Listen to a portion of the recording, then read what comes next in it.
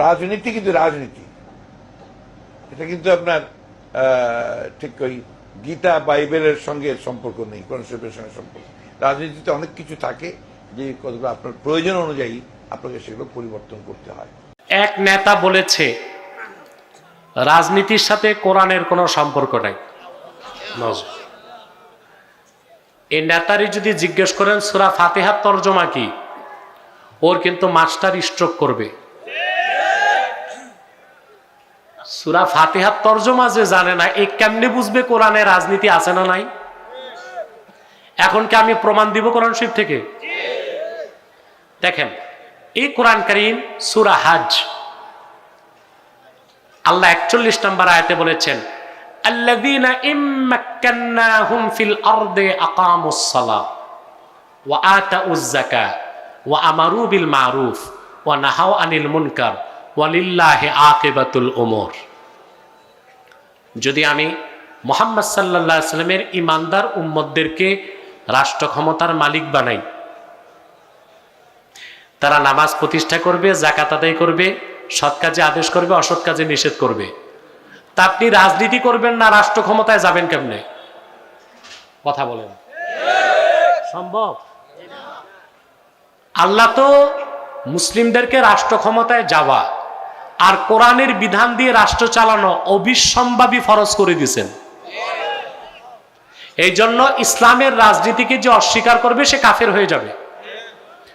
সমস্ত উলামায়ে কেরাম একমত, আসিয়াসাতুল ইসলামিয়া জুজউল ইসলাম আল্লাযী লা ইয়াতাজাজ্জাউ।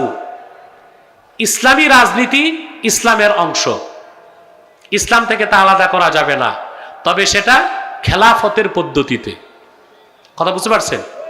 অর্থাৎ কোন অবস্থায় আপনি ইসলামী রাজনীতিকে অস্বীকার করতে পারবেন না। তারপরে কোরআন কারীমে খেলাফতের ব্যাপারে আল্লাহ বলছেন না?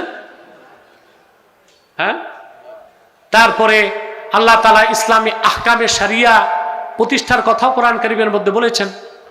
অতএব ইসলামী রাজনীতি কোরআনে নাই, এটা চরম নির্বোধ ছাড়া কেউ বলতে পারে না। ইসলামী রাজনীতি কোরআনেও আছে, হাদিসেও আছে না? কথা বলে না।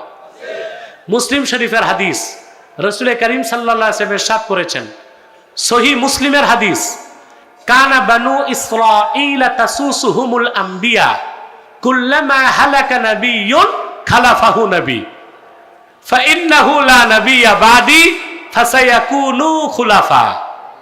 আল্লাহর হাবিব সাল্লাল্লাহু আলাইহি ওয়াসাল্লাম ইরশাদ করেছেন, বনি ইসরায়েলের নবীগণ রাজনৈতিক নেতৃত্ব দিত। সুবহানাল্লাহ কইবেন না? বনি ইসরায়েলের রাজনৈতিক নেতৃত্ব কারা দিতেন? নবীগণ। একজন নবী ইন্তেকাল করলে আরেক নবী দায়িত্ব নিতেন। আল্লাহর হাবিব বলেছেন, তবে আমি মুহাম্মদ সাল্লাল্লাহু আলাইহি ওয়াসাল্লামকে প্রেরণ করে আল্লাহ নবুয়ত ও রিসালাতের দরজা চিরতরে বন্ধ করে দিয়েছেন।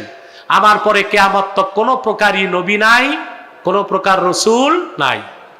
তবে আমার দ্বীনের খেদমতে আমার উম্মতের রাজনৈতিক নেতৃত্ব দিবে খলিফাগণ। তো কি ইসলামের রাজনীতি নাই? কথা বলে না। কোরআনেও রাজনীতি আছে, হাদিসেও রাজনীতি আছে। অতএব যেই নেতা বলছে এটা মূর্খ মানুষ।